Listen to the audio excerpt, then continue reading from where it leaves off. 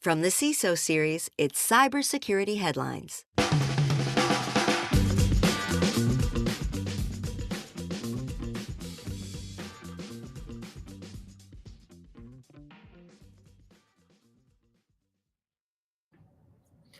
CrowdStrike update goes wrong. Friday morning is canceled. The personal security implications of the AT&T breach, and CDK Global reportedly pays $25 million ransom following a cyber attack. These are some of the stories that my colleagues and I have selected from this past week's cybersecurity headlines, and now we are ready. Hold on. My microphone has changed, and I need to adjust that. We'll restart the show in just 1 second. Thanks, everybody, for being patient. The joys of technology. Does that sound better? We got a thumbs up. All right, so that sounds good. Thank you. All right. Hope you enjoyed that because you get to hear it again. All right. Thanks, CCL. All right. We'll count in 3, 2, 1. CrowdStrike update goes wrong. Friday morning is canceled. The personal security implications of the AT&T breach, and CDK Global reportedly pays $25 million ransom following a cyber attack.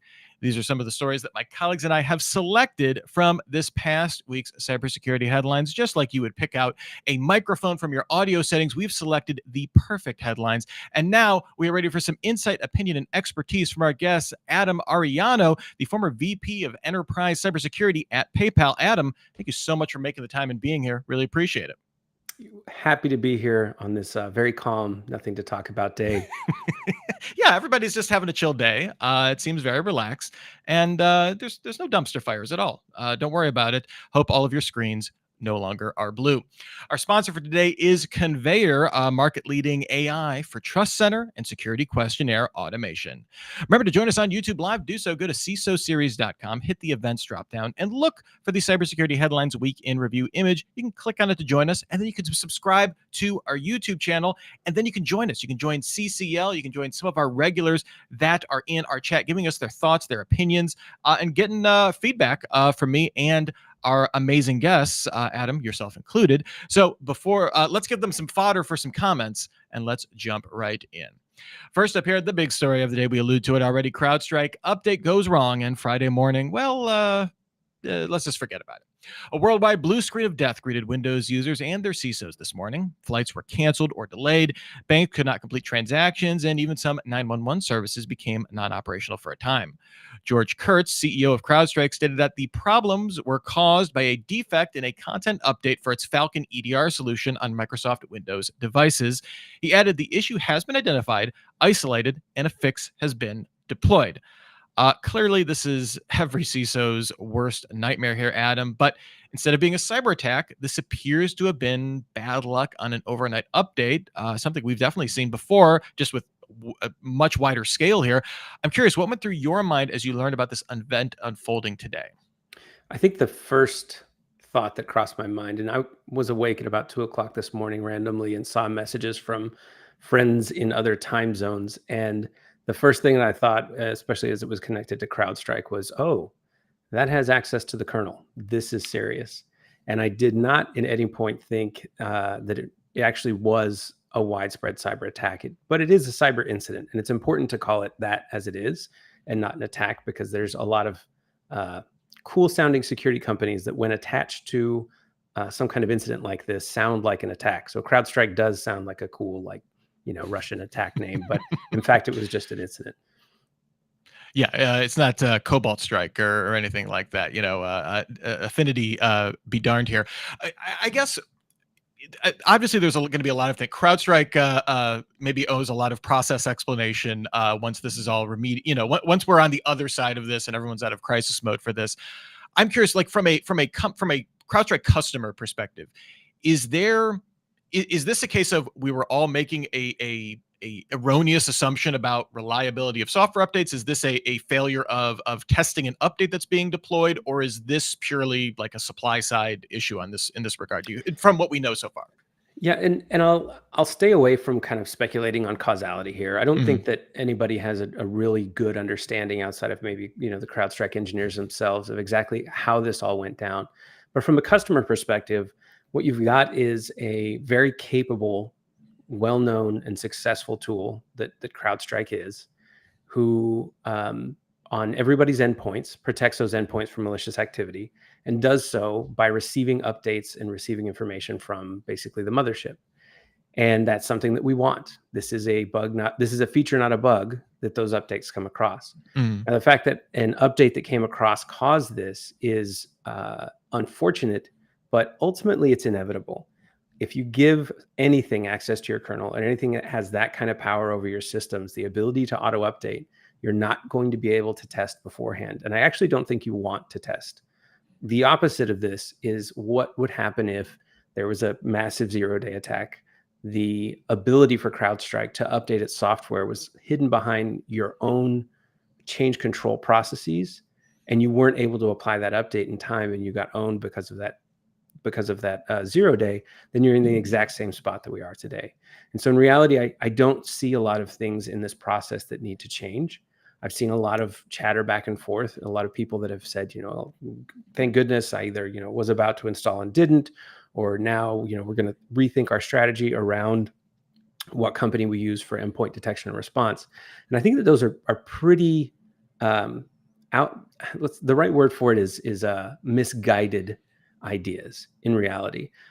Whenever you have a big incident like this is my favorite time to watch people and companies and how they react, because you kind of get an idea of how they're going to react in any kind of emergency.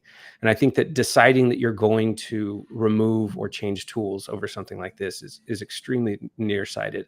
In reality, what you want to do is watch how CrowdStrike responds. So far, and we're 14, 15 hours into this, CrowdStrike's response has been extremely transparent and fast.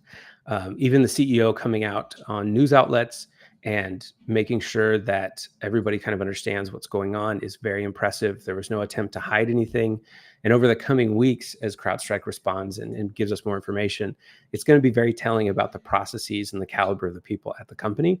And if they perform this well, I would trust them over a vendor that has never had an incident like this because they responded to it properly. Yeah, obviously a big black eye for CrowdStrike, but I completely agree. The fact that we weren't groping in the dark to know what is happening, that we're hearing directly from the CEO, and kind of really getting ahead of it speaks to, where, I mean, if you want to call it incident response, you want to call it just PR comms, whatever it may be, it definitely a standout there. CCL in our chat has definitely been feeling this. He says we are on N1 for the agent itself. Maybe they need similar versioning features for their content, and we will. CCL. I think. Adam, I really appreciate your point of, not being once bitten, twice shy when it comes to EDR, but CCL, I think a good point from the CrowdStrike side as well. All right, we got to move on. Obviously, that's the big story, but some more. Listen, we've got other stuff that was the fault of malicious actors, it turns out. Next up here, the personal security implications of the AT&T breach. Last week on this show, we covered the breaking news of the AT&T breach, which appeared to impact every AT&T customer, or at least a vast majority of them. What was stolen was records of phone numbers that were called or texted to by customers between May 1st, 2022 and October 31st of that same year, but no content of calls or text or the time or date. But Rachel Tobeck, a social engineering expert and founder of the cybersecurity firm Social Proof Security, says this data still makes it easier for cyber criminals to impersonate people you trust, make it easier for them to craft more believable social engineering or phishing attacks against AT&T customers. So, Adam, I guess in deference to Troy Hunt's "Have I Been Pwned?" Maybe we can call this "Have I Been Phoned?" I'm okay with that. I'm 100% okay with that. As a guest on the show, I won't groan too loud, but yes, I agree. Thank you. I appreciate your politeness there. But there is definitely a lot of passive data here that Tobeck says allows for spoofing and social engineering. I'm curious, what are your thoughts about how vulnerable the public might or might not be following this kind of breach, where I guess it's relatively shallow in terms of no PII, but extraordinarily wide, vast. I don't know. It's the Lake Erie of breaches.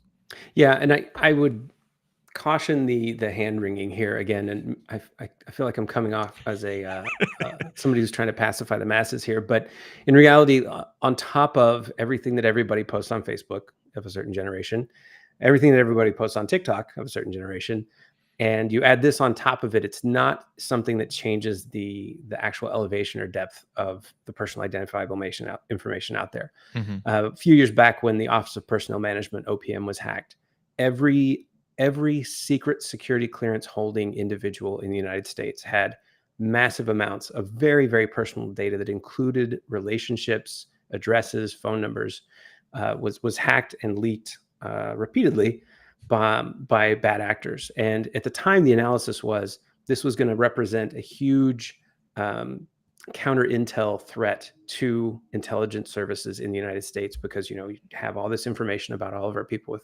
with with security clearances. And the reality of this is that that didn't actually materialize. Don't think that there was much, if any, use of that data to try and compromise those who are holding security clearances.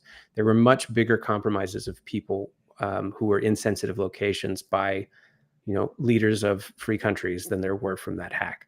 And so for AT&T to lose this data is definitely not a great thing. It does add to the diaspora, or the level of information that's out there that can be correlated. And in an age when you can write some pretty smart scripts to correlate these things, it's possible. But there's enough out there already, and enough people who don't need really fancy phishing attacks to be susceptible. This doesn't add too much to the fire, in my opinion. I would, that's interesting you bring that up, and especially in relation to the the Office of Personnel Management hack from a few years ago. So do you think this would be, this data being out there, is that more beneficial to low level phishing, or to that more high level, highly targeted kind of nation state threat actor who probably already has like a deep well of data to go to? I would think it'd be more valuable for those who are going to be doing some really sophisticated attacks, and Okay. that is a danger. And even the OPM hack is a danger in that way, in that someone who is going to be targeted by a nation state, or someone with a lot of time and desire, that information can help. And to be real honest, it's likely that some of that has been used to phish in the past. And so my caution here is that a motivated attacker with time and resources is going to get you, no matter what kind of information is out there publicly or not. It really just depends. Are you a target? And if you are a target, you should very much be careful about what you do, and educate yourself around how to block that. All right, next up here, CDK Global reportedly pays $25 million ransom following a cyber attack. All right, Adam, here's another chance for you to be to be alarmist. You haven't lost your opportunity yet.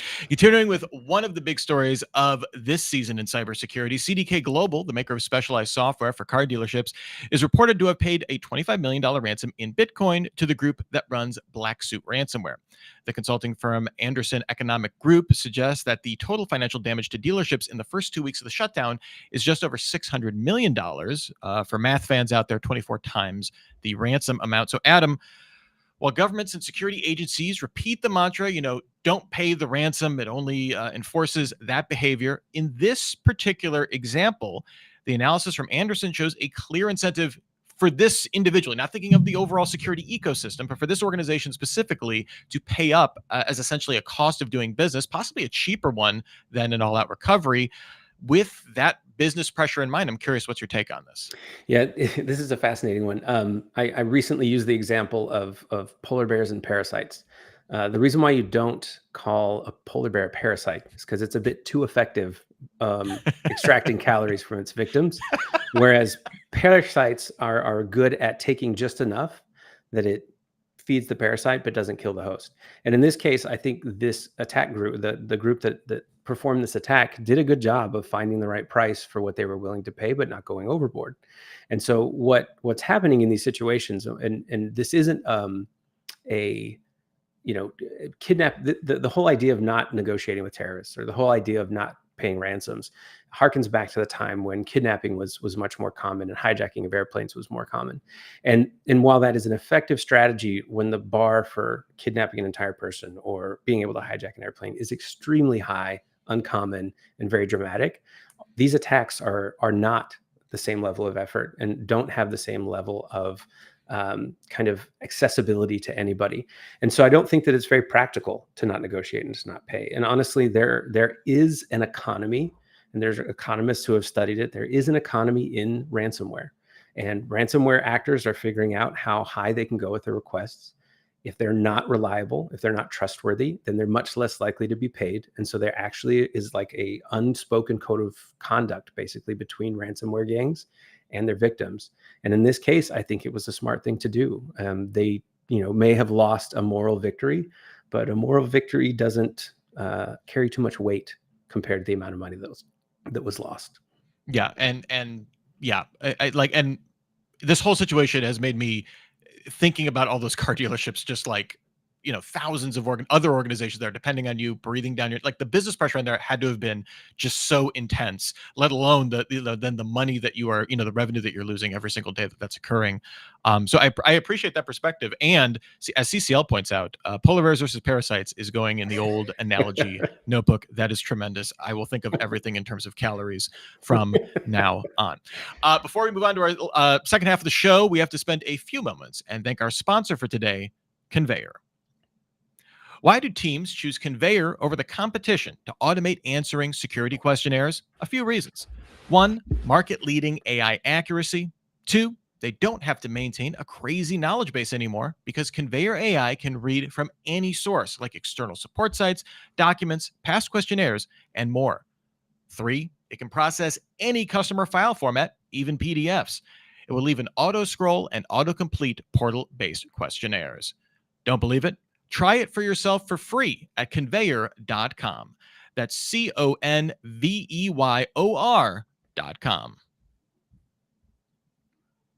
All right, next up here, APT41 infiltrates global shipping and tech sectors.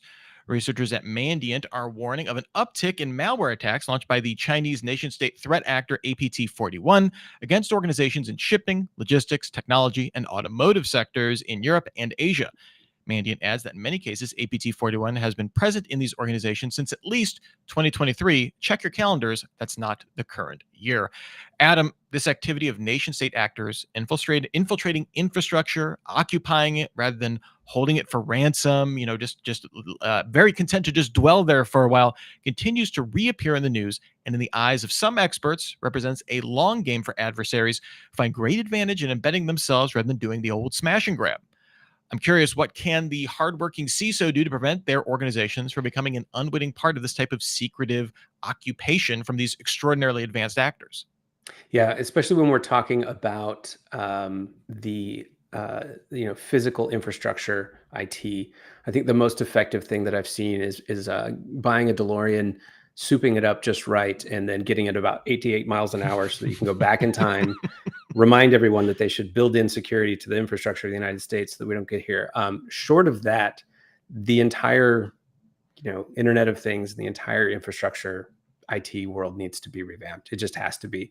At this point, I actually heard this brief from Mandiant directly not too long ago at a teammate event, Mhm. and they were just talking about this, crazy, red cloud of threats out there. And what's scary about this is that it's not just the smash and grab that's happening anymore. And it's a little bit weird that they're entering into these systems and then just kind of staring at you, which is likely, much scarier in so many different ways, and waiting for the day that they're going to do something about it. Now, what the CISOs of these telco, well, not telcos, but utility companies, infrastructure companies, what I really wish they were doing was abandoning incremental improvement. I wish that they would stop just trying to improve things slowly and go for a whole hog, get things different done now. It's not sufficient to just improve things slowly when the adversaries that are working against you are doing so at a rapid pace. But I have a lot of opinions on the leadership value of not just sticking your head in the sand or showing green on a slide that says hey, we're improving. We're And 5% better. Yeah. Unless you send those to the attackers and let them know, hey guys, we're improving. So just so Yeah, you know, don't bother. Yeah. We're slightly better now.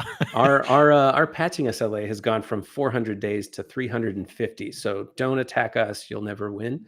That's really what I wish I would see out of that. And I may eat my words one day if I ever work for one of those, more legacy companies, but we'll see. Yes, the standing caveat of it's easy to sit on a podcast and say rip up everything and start over. Like I wish there was the collective will and the resources, quite honestly, for these companies to do that.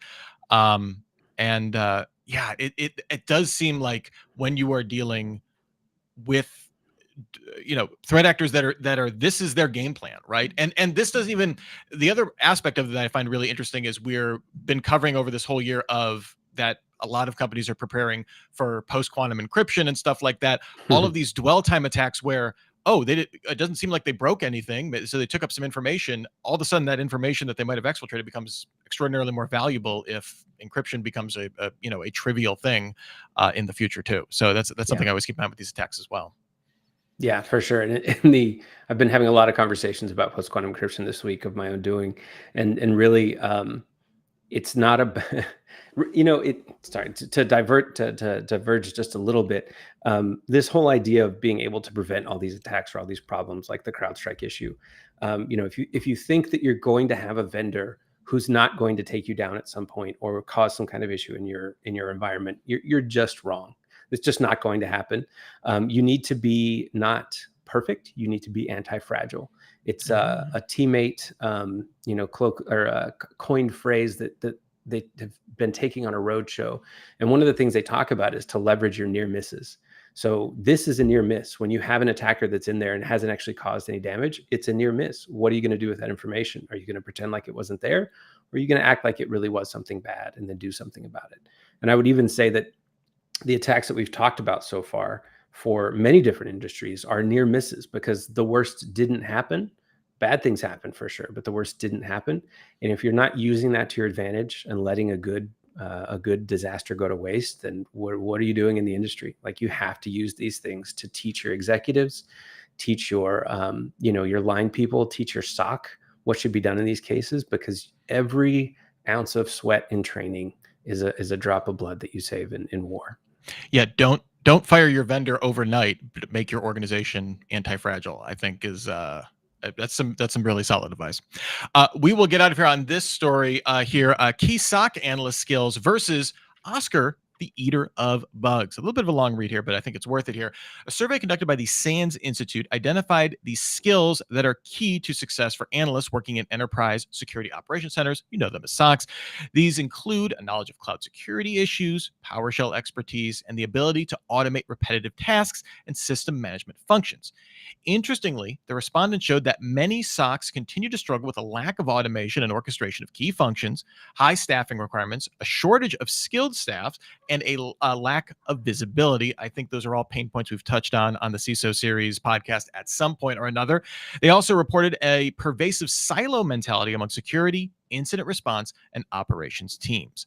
Then in the same week, we see Google introducing an AI agent called Project Oscar, who looks for software bugs within the software development cycle. So it's not writing code, but it's kind of sitting there in the meantime being like, you sure you want to expose that API? That kind of stuff. So Adam, a lot to unpack here in terms of, comfort or discomfort that industry professionals feel about their culture, how that impacts operations, and the changes that are being posed by technologies like generative AI. I'm curious, kind of two interesting pieces of news here. What's your take on this? Yeah. So the first part, let's address the SOC. Most SOCs that struggle because of a leadership failure. The failure of those leaders to actually feed and care for their SOC analysts properly. Maslow's hierarchy of needs is very important in these situations. And as a card-carrying social worker, understanding that any SOC analyst whose only time, all of their time during the day is spent just over and over again going through the same process of evaluating, triaging, and fixing. If they don't have time to just sit and stare at a wall for a minute, then they're never going to develop. They're never going to become actually happy and curious and do important things to change the flow of what's happening. And so things like Oscar coming online, which I again saw at RSA and I think is an amazing piece of technology that's going to make a difference. But it's not going to make a difference because it's going to catch more things. It's going to automate tasks, and hopefully what companies should be doing is using that as an augmentation to their staff to give their staff more time to think about, why do I keep on getting this alert? Why is it that I keep on having this thing pop up over and over again instead of just being in a constant fight or flight mode? One of the things that I have written about more recently is the fact that cybersecurity leaders, especially at larger organizations, don't spend enough time thinking about leadership as opposed to technology.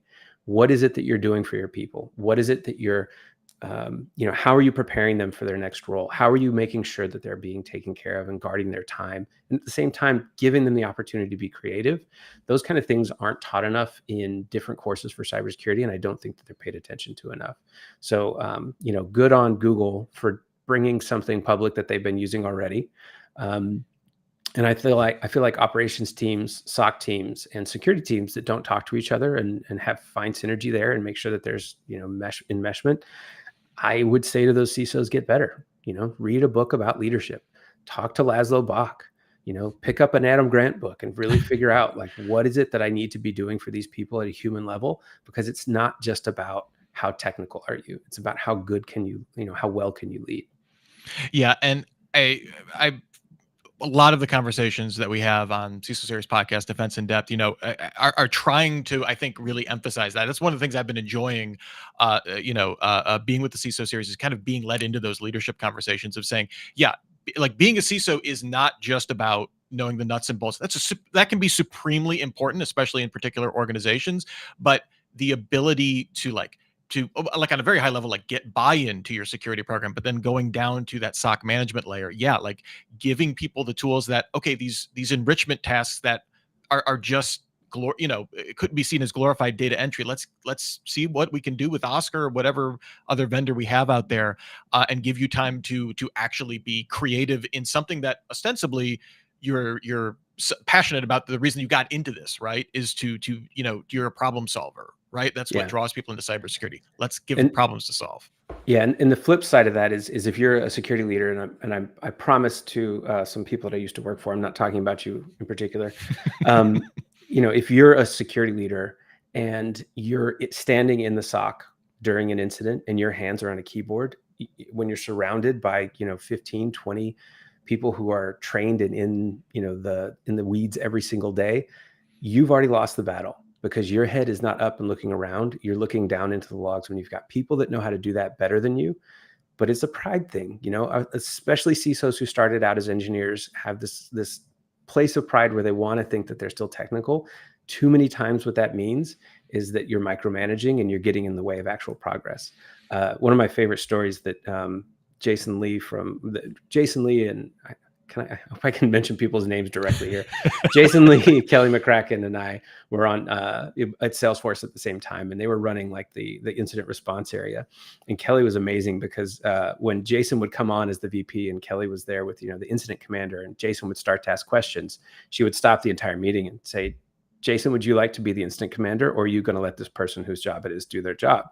And serious as a heart attack, Jason was like, "Oh, okay, I will step back." Because Kelly really did a great job of making sure that roles and responsibilities were well understood.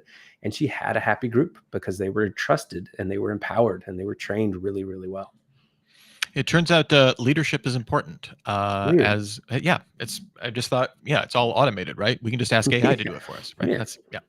Well, thank you so much, Adam. This has been, as everyone can tell, I could keep going on about these kind of stories all day. I have to. We are just about out of time here, but I did want to give a shout out to Tomcat, who I think is new into our chat here, relating to the CrowdStrike story. Going pen and paper in retail environment is stressful. I had heard the old school credit card machines were getting a rollout. The chunk, get your carbons ready. So I am so sorry if you are dealing with that, or across any industry, right? I mean, I've been seeing some horror stories at airports and stuff like that. So I hope everybody's getting through this okay. And I apologize to all the security folks that are burning the midnight oil this weekend after this. So that not great. And before we get out of here, was there any story that was a thumbs up or an eye roller for you, either in our lineup or over the course of the week? I think there's some really speculative stories out there. One that we had discussed previously was around the hacktivists that went after Disney, claiming that they were trying to defend the artists. There might be truth to that. There could be, but every single attack has 2 or 3 people that want to claim responsibility, and I just feel like it's a stretch to believe that one. So I give that one an eye roll. Yes, definitely. It kind of seems like the more we find out about that null bulge group, the sketchier maybe it turns out people that are doing that maybe just doing it Not the because they most want to make some honest. money. Yeah. Who knew? Who knew threat actors would be like that?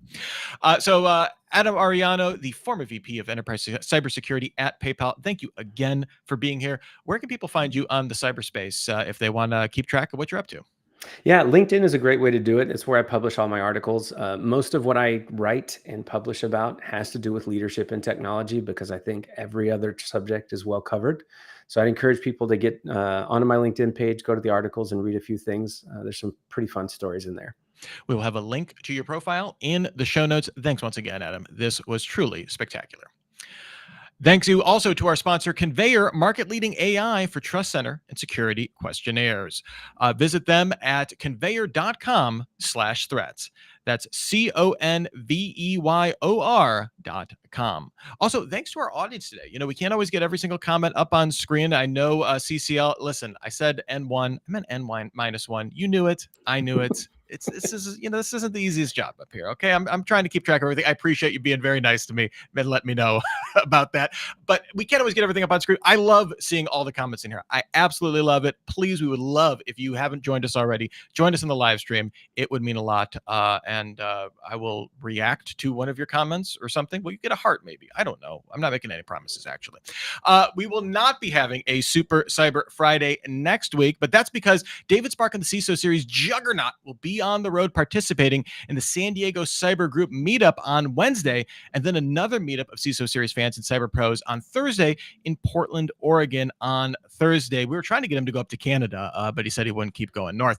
You can get more information on these by going to the events page at CISOseries.com. Be sure to check those out. But we'll be back next week with this show at 3:30 p.m. Eastern and for another week in review. Super exciting. In the meantime, you can, of course, get your daily news fix every day through cybersecurity headlines. Give us about 6 minutes. We'll get you all caught up. Until the next time we meet, I'm Rich Straffolino, reminding you to have a super sparkly day. Cybersecurity headlines are available every weekday. Head to CISOseries.com for the full stories behind the headlines.